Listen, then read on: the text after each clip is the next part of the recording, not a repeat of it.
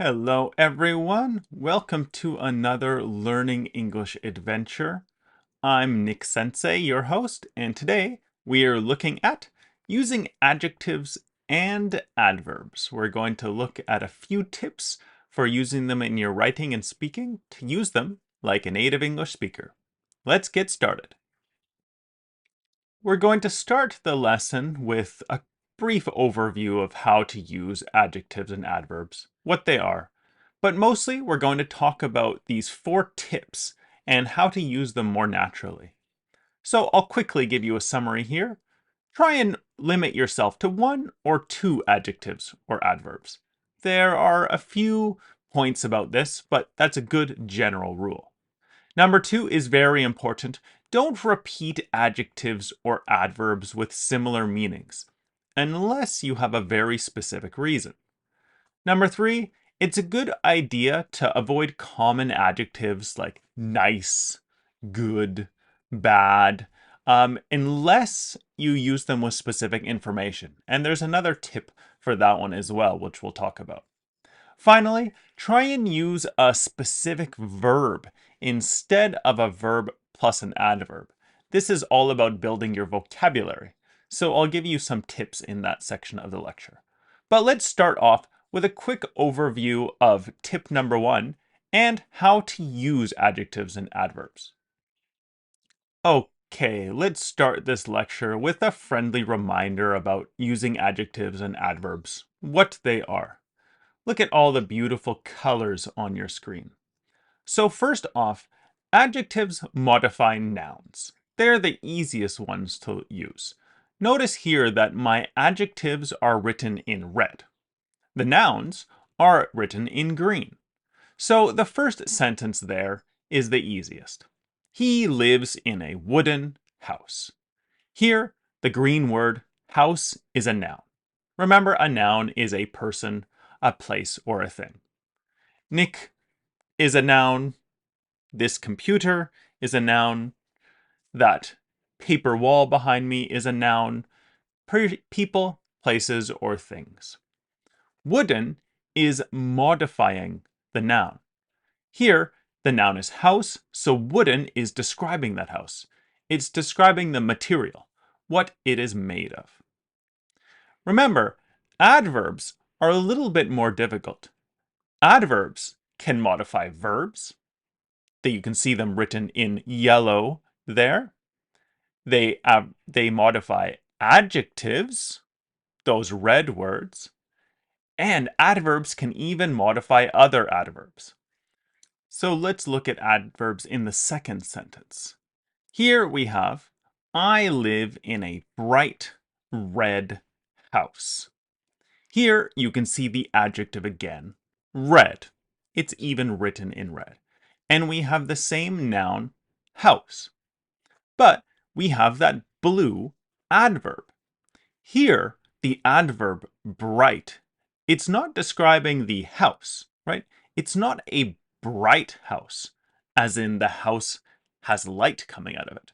No, bright is describing the adjective. Red describes the house, and bright describes the type of red of the house. That's an important point. Adverbs can only be used with adjectives, verbs, or other adverbs. They're never used with nouns. Here's the final example. He laughed. Notice the verb this time is in yellow. He laughed pretty loudly. Okay, this is a tough structure, but can you see what applies to what, or which verb, or which word, applies to which word? Here, he didn't laugh pretty, right? It wasn't a pretty laugh. Instead, loudly is the word modifying laughed. It describes the volume. He laughed loudly. It was a big, loud laugh. What does pretty modify, though? Pretty here is describing loudly. It's describing the level of loudness. So if he laughed loudly, that's a big, big laugh. Here, he laughed pretty loudly. It's not a really big laugh, but it's pretty loud. It's more than normal, but it's not very loud. Okay, keep these in mind and how you use them as we go through the tips of how to use adjectives and adverbs. Before we look at Rule 1, here's just a quick example of how this applies in other languages as well. So avoid overusing adjectives and adverbs. I think this is a good point to keep in mind just for all of these tips. It's easy to include lots of words that give your sentence more meaning or interesting. It's okay to add adjectives and adverbs, but don't use it too much. Think of this word in Japanese, right? Sugoi.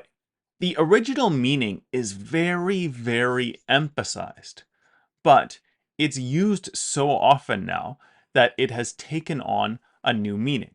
It's a casual word, just for slight emphasis. Keep that in mind when you're using English words as well. If you always use certain words, or you use them in situations that they don't really fit, it can make your meaning sound a bit strange, and you lose the meaning of the adjective. So only use them when they're really necessary and you really want to show the emphasis that the adjective or adverb shows. Okay, let's move on to tip 1 of using these words. Okay, the first general rule is limit yourself to 1 adjective and 1 adverb. Again, these are general rules, and you can break them, but this is just a nice guideline to follow. And you can see here the kinds of words that you should limit yourself to. First, try and only use one that is describing the quality or the trait of something. These include pretty, large, happy, amazing, heavy, strong, any of those adjectives that are describing a quantity or a trait, some part of the object. In addition, try and only use one word, one adjective or adverb that describes the amount or the variety, the kind. If you use too many of these kinds of words as well, it can make your writing or speaking too wordy. So try and limit yourself to 1 in each category and 1 or 2 overall in your sentences. Let's look at a few examples to see this. Okay, so there are a couple steps here. First, you should, in your original sentence, think about all the adjectives that you use and their meanings. After that, decide your idea in step 2 and try and write simply based on what meaning you're trying to show. So in this example, we have the sentence, there was a long queue at the new hamburger shop, so we waited patiently for our delicious meals. Well, let's count the adjectives, shall we? There was long, 1, a long queue at the hamburger shop. Oh, it's the new hamburger shop. So we're already up to 2 adjectives here. The next one, we waited patiently. There's an adverb. There's 1 adverb. And then we use delicious. Wow, so we have 4 modifying verbs, or 4 modifying words. 3 adjectives and 1 adverb with patiently. So that's quite a bit, and that breaks rule 1. So let's simply try and remove some of those that we don't have to use. There are a few ways to do it. For example, there was a long queue at the hamburger shop. We don't need to use new here. So why don't we just remove it if we don't want to emphasize it? It's up to you as the writer. So if you don't really need to emphasize new hamburger shop, omit it. So then you can use the sentence. So we had to wait for our meals. Notice had to wait, right? That implies you waited patiently as well. And you don't need to include delicious here. If you want to emphasize the meals were delicious, try using it in a different sentence. How about this one?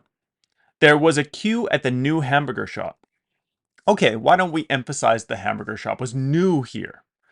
And then in the next sentence, so we waited for our delicious meals. Here we can emphasize new and delicious. We're emphasizing the hamburger shop.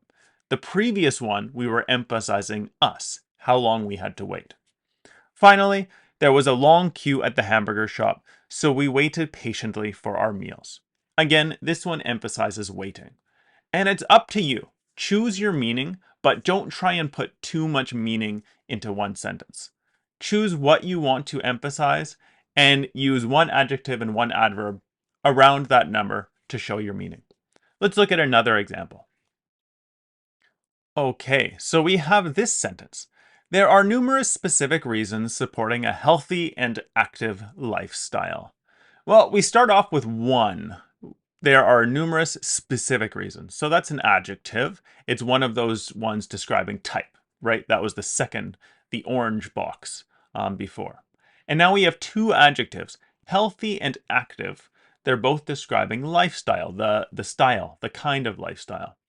So we're up to three modifying words.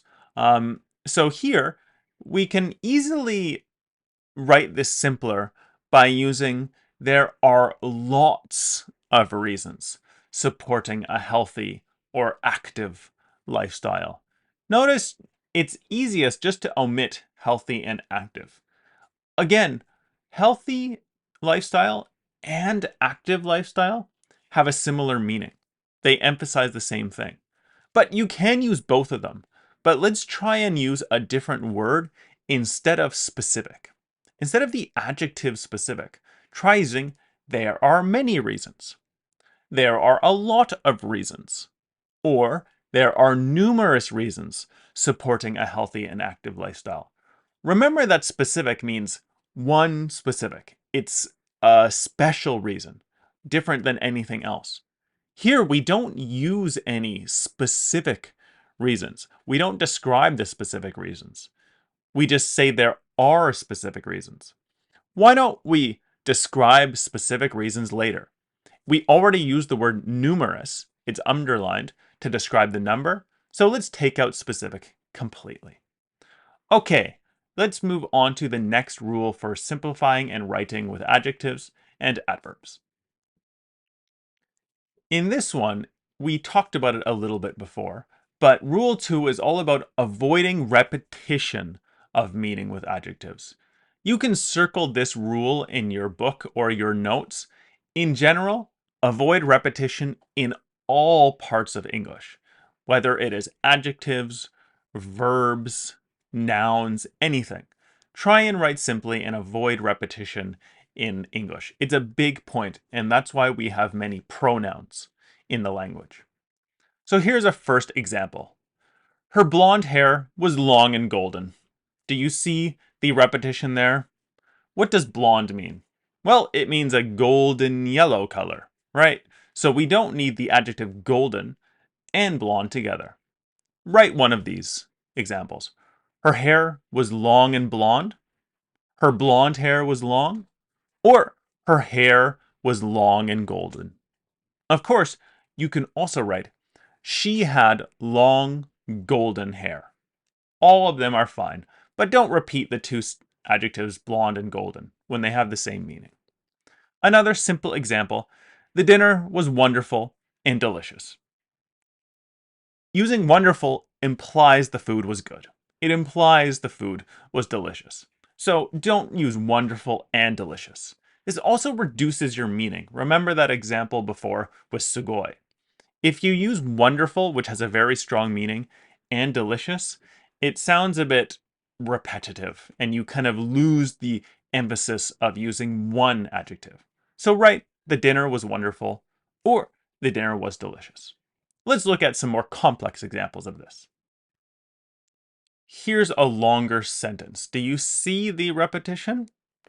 New products these days are innovative and original, but I can't keep up with all the different trends. Well, let's just look at the adjectives here.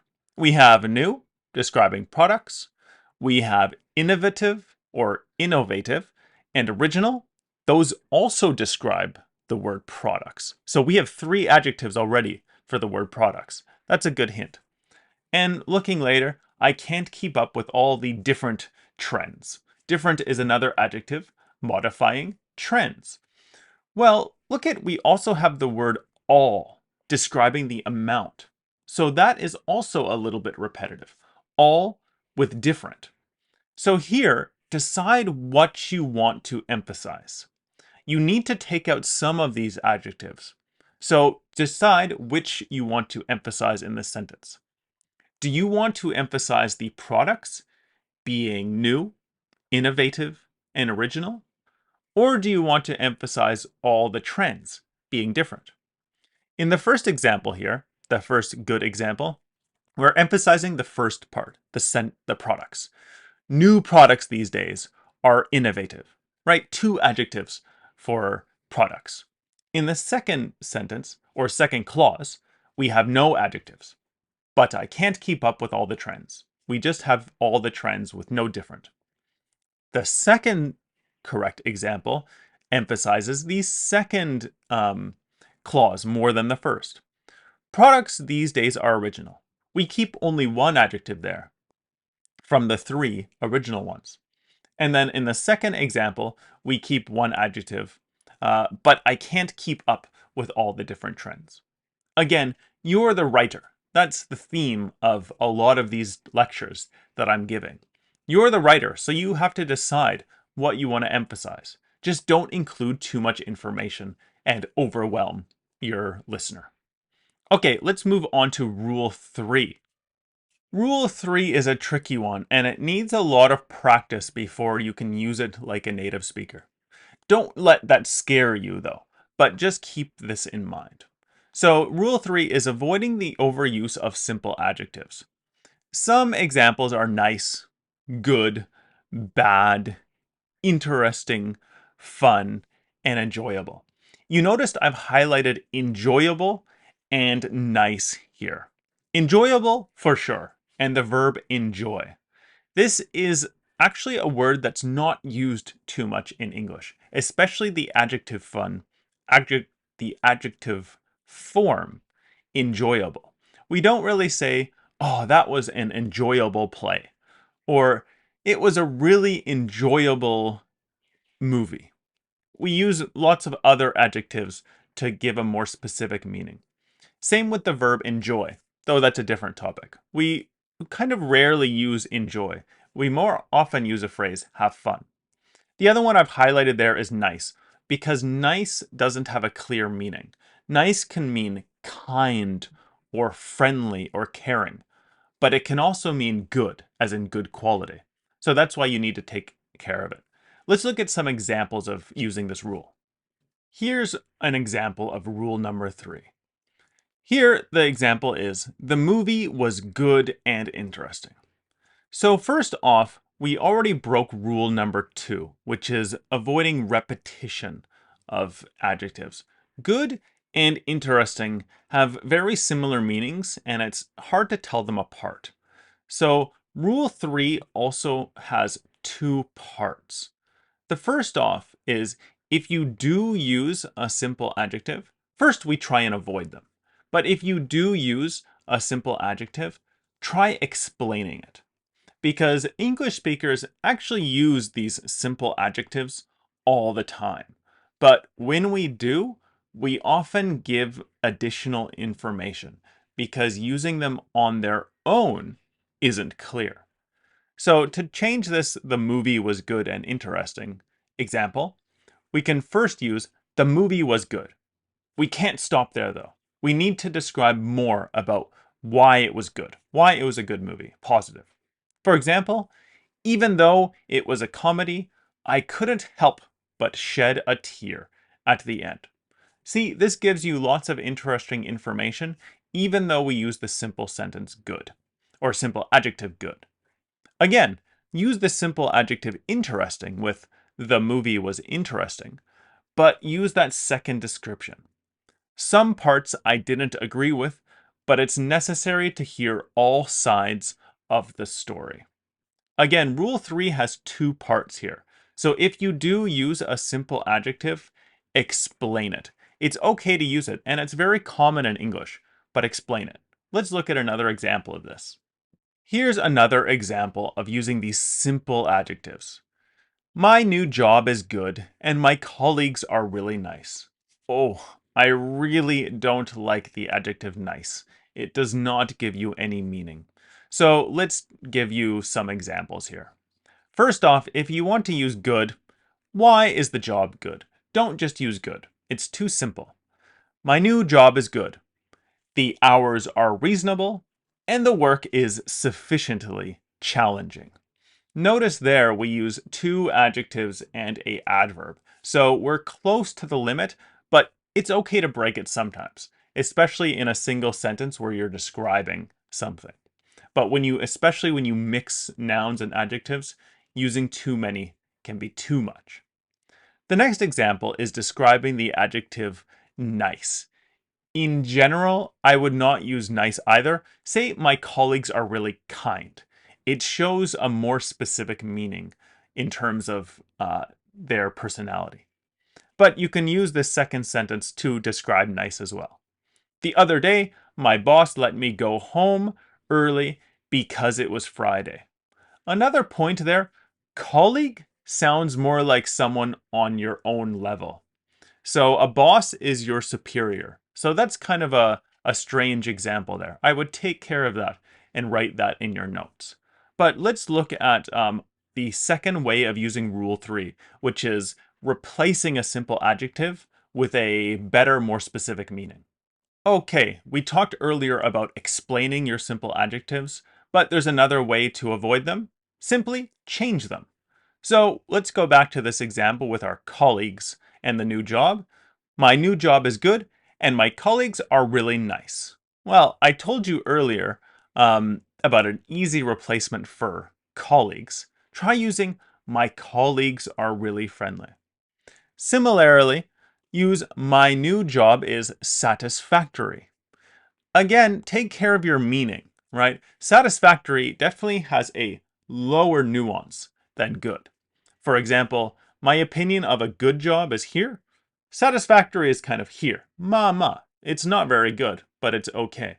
So there's lots of different adjectives to use. So instead of the simple one, try and use a more specific one to show your meaning.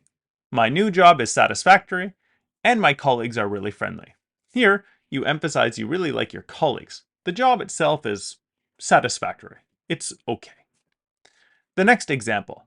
My new job is fascinating. Oh, we really like our job now. Fascinating is better than good. So that's a good one to emphasize your meaning. And my colleagues are really down to earth. Another example for down to earth is approachable. They are easy to talk to and friendly. That's a really nice adjective to remember. Down to earth. Notice the hyphens. They connect down to earth into one word. It's a hyphenated adjective.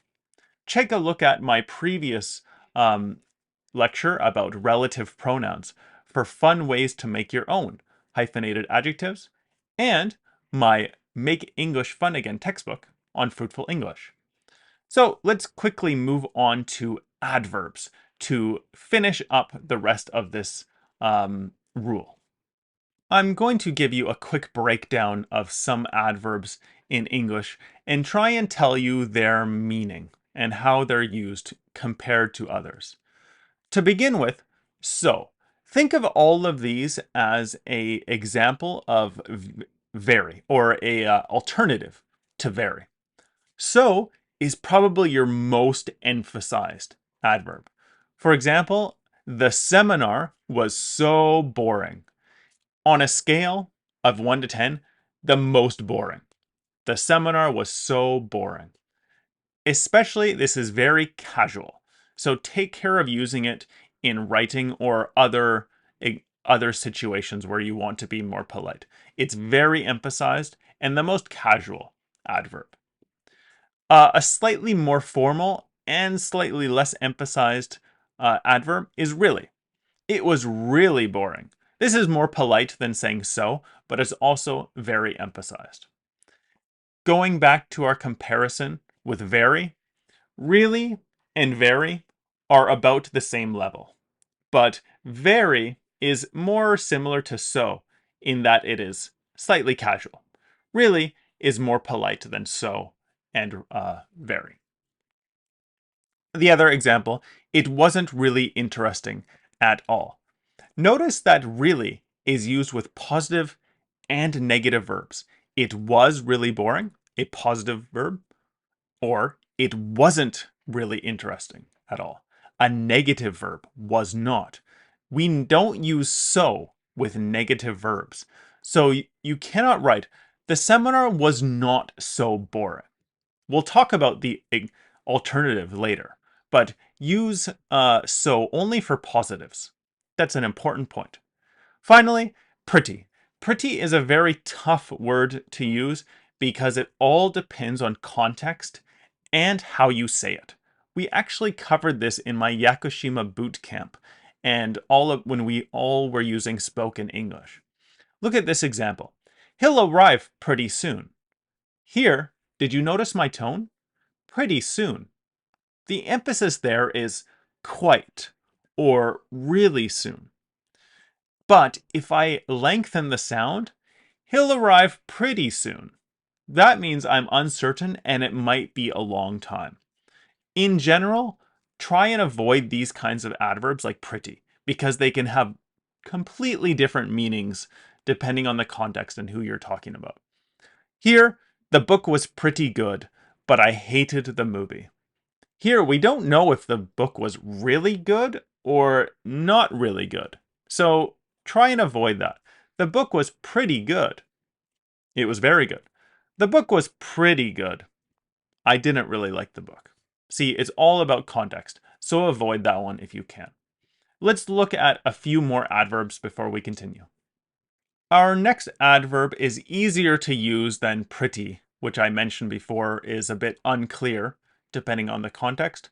Quite is very similar to really and so. It has quite a lot of emphasis. Here, you heard it. It has a lot of emphasis. The movie was quite good, contrary to my expectations. Or, it wasn't quite what I was expecting. Notice, quite has a strong meaning, but it also emphasizes a surprise. Compared to saying the movie was really good, or the movie was so good, saying the movie was quite good means it was really good, surprisingly. Or the movie was so good, though I didn't expect it. You can see that there with the two extra information points in the sentence. Contrary to my expectations. What I was expecting. Wow, Nic sensei is quite old. Nic sensei is quite old, despite what I expected.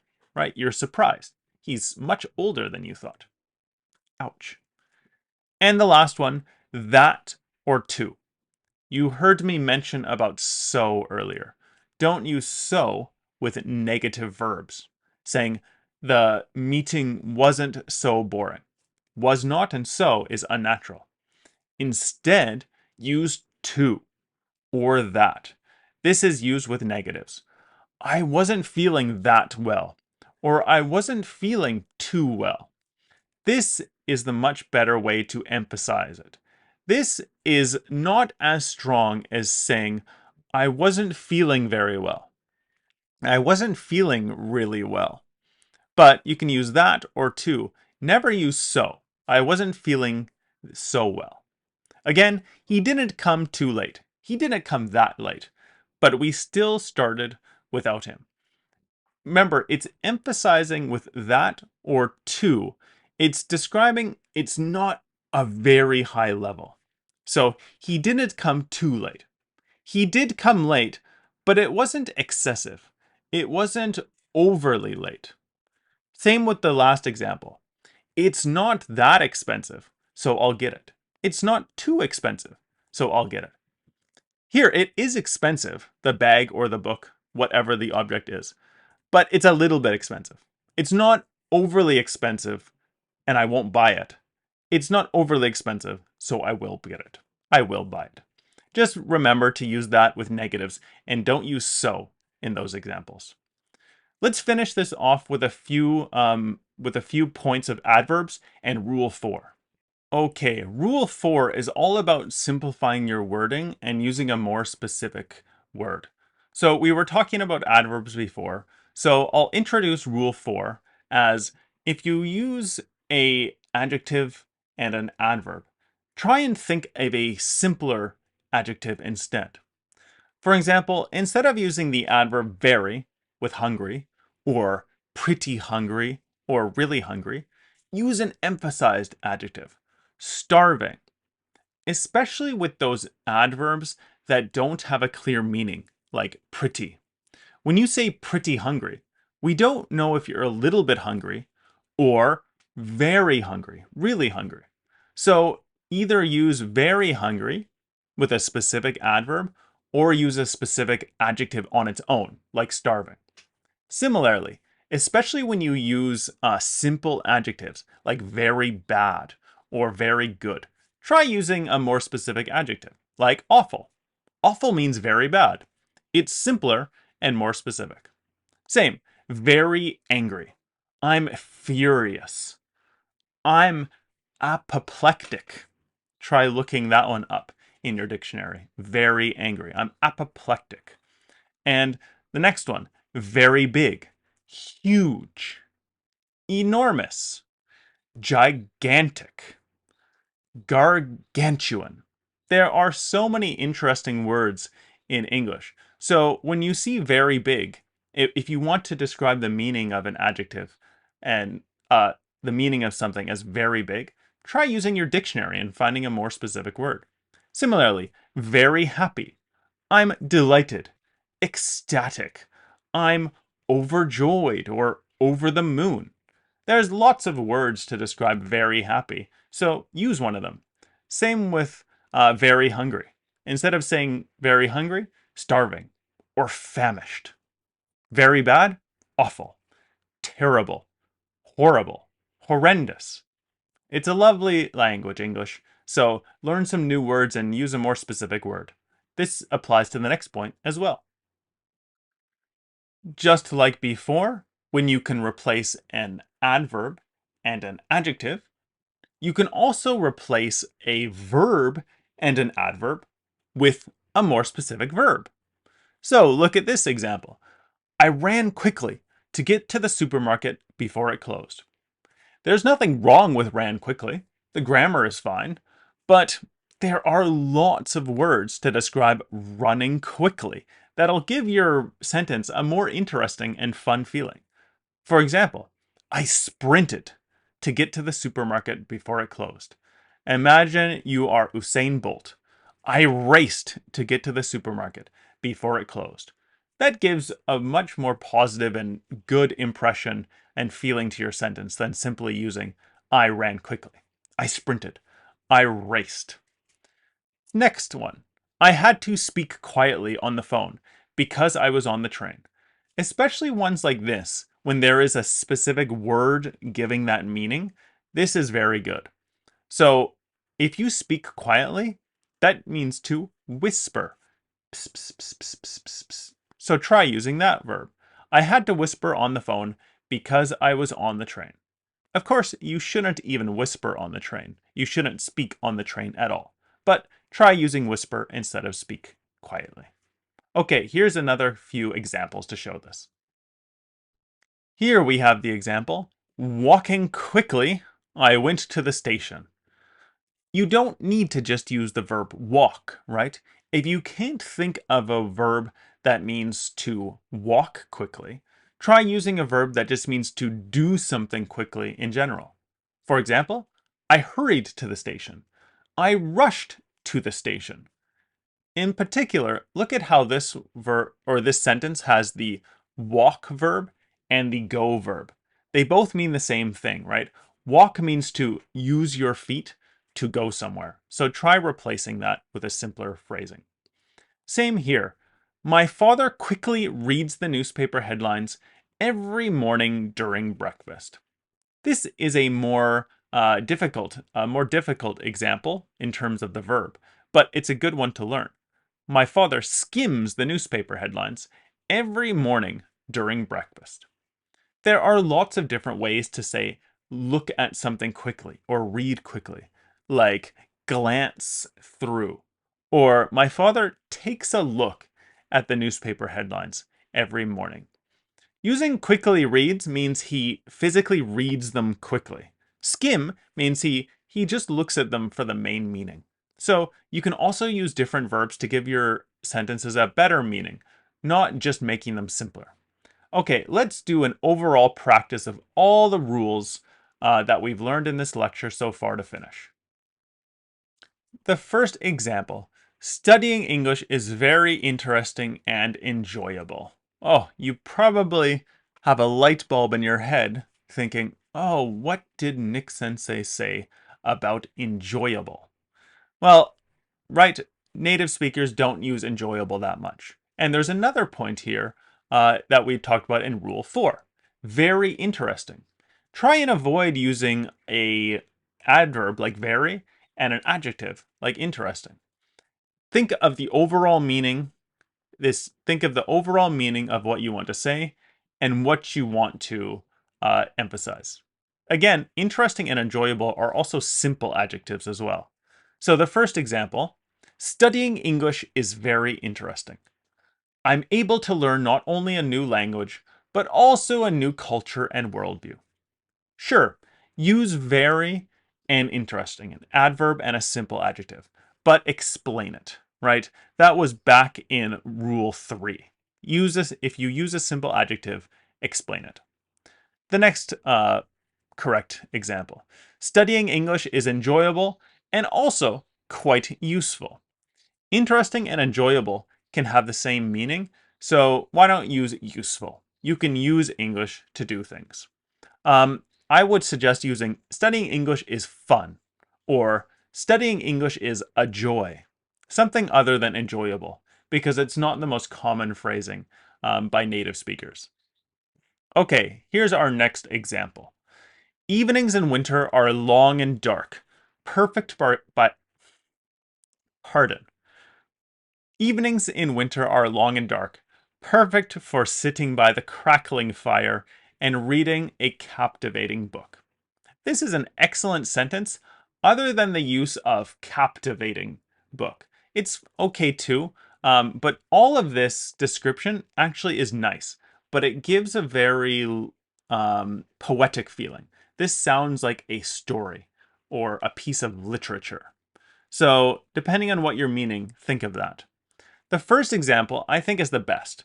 Evenings in winter are long and dark. When you use two adjectives for that one noun, evenings in winter, it gives a lot of emphasis. So don't worry. Rule 1 was using one adjective and one adverb. Just think of your meaning. If you do use more than one adjective, more than one adverb, then it'll create a lot of emphasis. So it's great to emphasize here, evenings in winter are long and dark. And then just give a little extra information about what you do. Perfect for sitting by the fire and reading a book. But if you add extra information like crackling fire and captivating book after evenings in winter are long and dark, it becomes a long sentence. The next example cuts out one adjective in the beginning. Evenings in winter are long. Okay, so now we're going to emphasize the long term of the evenings. Perfect for sitting by the fire and reading a captivating book. Oh, okay, we have a long evening, so we read a captivating book. Now we have less emphasis on the fire, bringing light. The third example there emphasizes the dark part. Evenings in winter are dark, perfect for sitting by the crackling fire. We have a dark evening, so now we emphasize the fire part. And reading a book. We drop captivating from there and less emphasis. Again, all of these are good, but try and make it more specific and think of your context. Do you want to write a long sentence with lots of description, like in a book? Or do you want to emphasize one part of your sentence? You're the writer, so it's up to you. Let's look at a couple more examples to finish. Okay, here's the second last example. When I was in Taiwan and couldn't find my way to the hotel, people were so nice and helpful. By the way, I lived in Taiwan for almost a year, and I definitely agree with this sentence. The people were so kind and so helpful. But What do we want to emphasize in this sentence? We use nice and helpful. Those are two repetitive adjectives. They have a very similar meaning. I told you before, nice is kind of unclear. Helpful is better. Friendly is better. So instead of using these two adjectives that are simple and repetitive, let's just use one. In the first example, when I was in Taiwan and couldn't find my way to the hotel, people were so helpful and showed me the way. Here we describe the adjective helpful. Helpful is a little bit simple, but we give a bit more information about. We drop nice. If someone is helpful, that probably means they're nice, in most cases. In the second example, when I was in Taiwan and couldn't find my way to the hotel, people were really generous and walked me to my accommodation. There's a more advanced adjective, generous. They were very giving. They were very helpful, and they gave me a lot and helped me out. So that's a good example of the last couple rules of using explaining your simple adjectives and also using more advanced adjectives. Let's look at the final example. Personality differs depending on one's country. For example, Americans have loud, boisterous personalities, whereas Finnish people are more introverted and quiet. So this looks at rule number 1, using too many adjectives. Again, it's up to you. Before, we looked at that example with evenings are long and dark. It might sound repetitive based on rule 1, but it depends on your meaning. Again, if you use these two adjectives, loud and boisterous, introverted and quiet, that doesn't break rule 1. That just gives you lots of emphasis. So if you want to write the sentence, it's okay. But keep that in mind, and you can simplify it, and you don't lose too much information. If you do use these two adjectives, because they have the same meaning, that's lots of emphasis. So when you say Americans have loud, boisterous personalities, it kind of means you don't like Americans at all. You hate them because they're loud and boisterous. Those have similar meanings, but by repeating them, you give it a negative nuance. Same with whereas Finnish people are more introverted and quiet.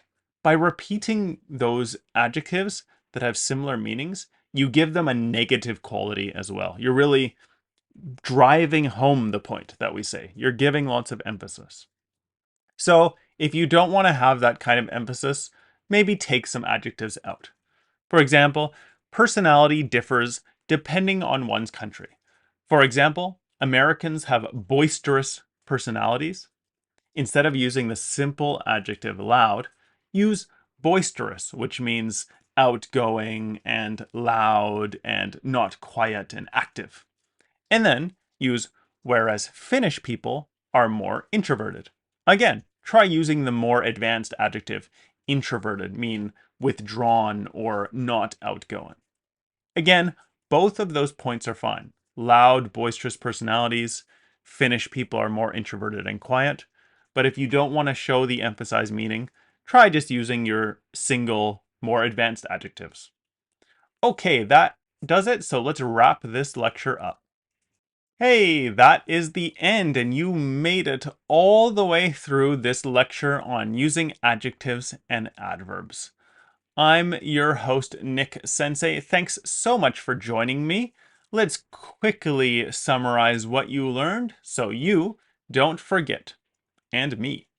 So we talked about some rules for using adjectives and adverbs in your writing and speaking to make you sound more like a native speaker. Number 1 was limit yourself to 1 or 2 adjectives or adverbs. Remember, this wasn't a rule you must follow, but it's a guideline, a general thing to keep in mind. So in the previous example with the Americans and the Finnish people, if you do use more than one adjective and adverb, think of the meaning. Sometimes it can give an emphasized or negative meaning. Or when you use positive adjectives, remember we had The meal was wonderful and delicious. The dinner was wonderful and delicious. Using those two strong positive adjectives is a bit strange. You lose your meaning. Think of using sugoi. Using wonderful and delicious together, well, it's repetitive and you lose some meaning. So keep that in mind when you're using lots of adjectives and adverbs together. Use that step system, we thought. Think of your sentence and then think of what you're trying to emphasize. You choose your verbs based on your meaning. Choose your words based on your meaning. If you're trying to emphasize one thing, your dinner, don't talk about other things in the sentence like the lineup at the restaurant. Choose what you want to emphasize. Again, number 2 or rule 2 was similar. Don't repeat adjectives or adverbs with similar meanings. If you do, you will either lose meaning or you might show meaning you don't want to show. You might show that negative nuance, like I said, with Americans and Finnish people, or you might have a different nuance with that dinner was wonderful and delicious. And again, all English tries to avoid repetition in general. So you really shouldn't repeat your adjectives or adverbs if you don't have to. Number 3 and number 4 are probably the most common or the most important rules to remember. Avoid common adjectives like nice, good, or bad. If you can, use a more specific adjective. Instead of good, use great or wonderful. Instead of nice, use friendly, kind, giving, generous. Instead of bad, use awful or horrible. But native speakers use these common adjectives all the time. It makes your speaking especially easier. But if you do use them, give more specific information with them to show a more specific meaning. That's also related to the adverbs like quite or pretty. Remember, pretty has a very different meaning depending on the context or who is speaking. So avoid that unless your meaning is very clear. And just a small note on adverbs again. Don't use so with the negative. Don't use I'm not so hot today. Say I'm not too hot or I'm not that hot. Or other examples, I'm not very hot. Finally, rule number 4 is the best one to focus on to make your speaking just more advanced. Avoid using a verb and an adverb or a adverb and a simple adjective when a more specific word can do. Grow your vocabulary.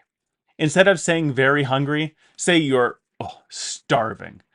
Instead of saying something is very loud, say it's cacophonous. It really hurts your ears.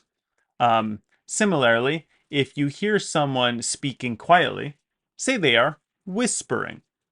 If you see someone walking quickly, say they are hurrying. They are rushing. They are in a rush. Try using different adjectives and adverbs or different verbs to give your meaning or to give your writing a bit more meaning, a bit more color, as we say. Okay, that is all for me today. Once again, thank you so much for joining me. I'm Nic Sensei, and I'll see you again in the next video and on Fruitful English. Bye for now.